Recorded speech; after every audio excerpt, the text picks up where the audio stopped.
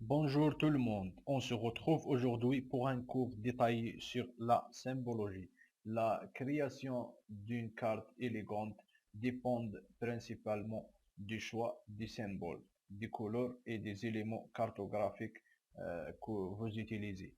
Les compétences nécessaires au choix des symboles et des combinaisons de couleurs élégantes ou à leur application de manière efficace euh, ne sont pas donnés à tous. C'est l'un des grands défis auxquels sont confrontés le nombre d'utilisateurs de l'ArcGIS.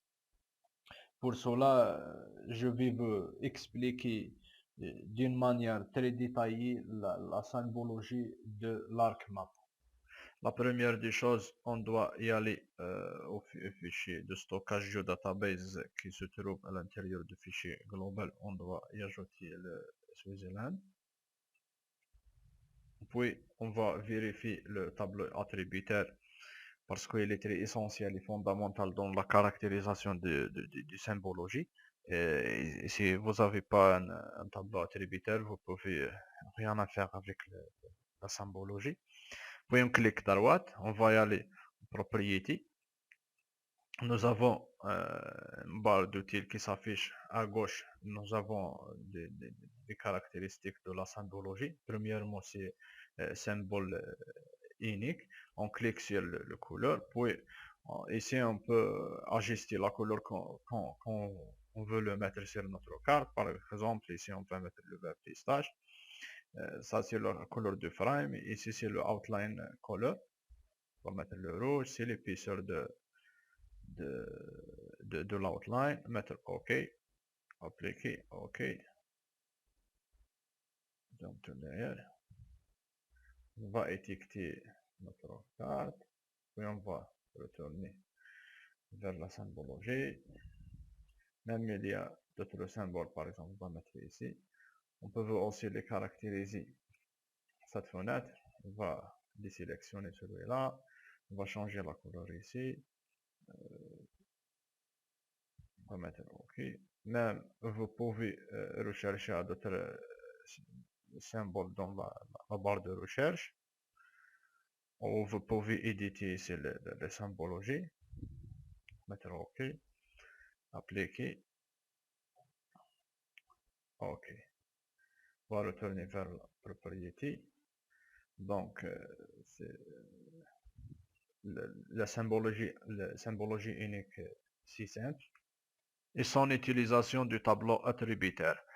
Par ailleurs, dans le deuxième rang, c'est catégorie, c'est beaucoup plus descriptif.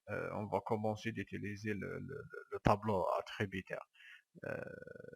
Moi, j'ai créé des nouveaux rangs sur le tableau attributaire. C'est la viande, le fromage, le chocolat et la richesse. C'est des chiffres pas officiels. Puis on va propriété, catégorie, valeur unique. On va choisir par exemple la production de la viande, ajouter toutes les valeurs, appliquer, puis vous pouvez modifier le couleur ici. Moi je préfère celui-là, appliquer, OK. Donc voilà votre carte avec le. On va retourner vers propriété. Ici, ajouter valeur. Par exemple, ici, je veux afficher que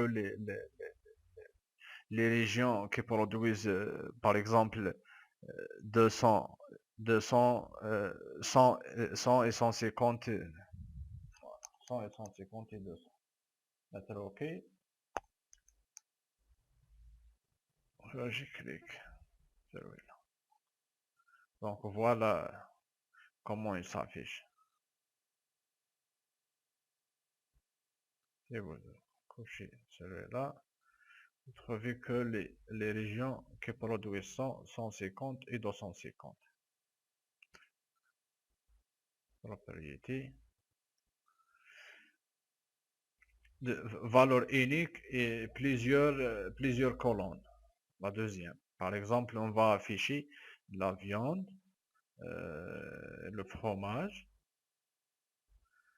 On va ajouter aussi le chocolat.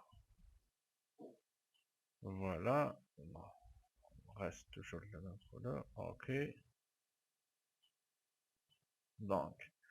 Donc, ce que vous voyez, c'est lié à les trois productions. C'est de la viande, le fromage et le chocolat.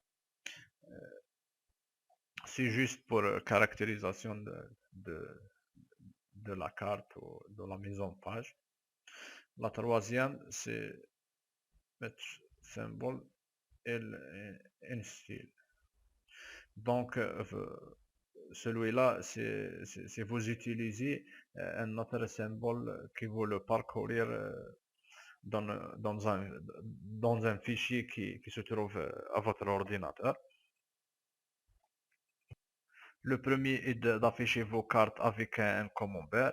Ici, on va ajouter la viande, le fromage et le chocolat. Puis, on va changer le couleur. On va mettre le orange. Oui, ici. Mettre vert. Oui, je vais mettre le jaune. Je vais le mettre par défaut. On va mettre OK. Voilà votre carte, comment il s'affiche. Deuxième rang, nous avons les histogrammes. On reste la même configuration.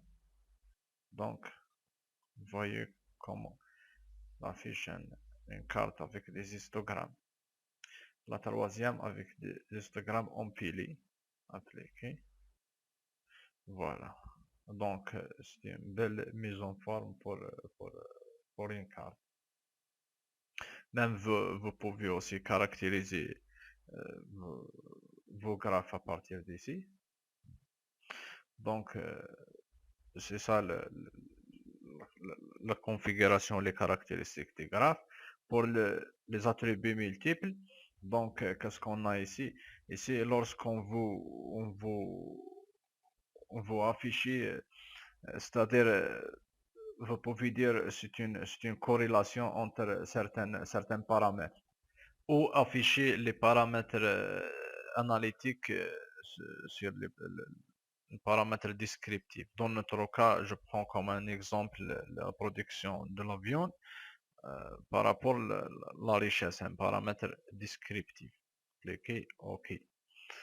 Toujours avant de mettre cette méthodologie ou cette option, il faut toujours bien réfléchir sur les paramètres qu'on doit les afficher afin que ne trompe pas notre affichage ou notre carte. En conclusion, la création d'une carte élégante dépend principalement et toujours du choix du symbole. Je pense que tout est clair aujourd'hui. S'il y a un souci, n'hésitez pas de le mettre en commentaire et vous n'oubliez pas de mettre j'aime et de partager le contenu. À la prochaine.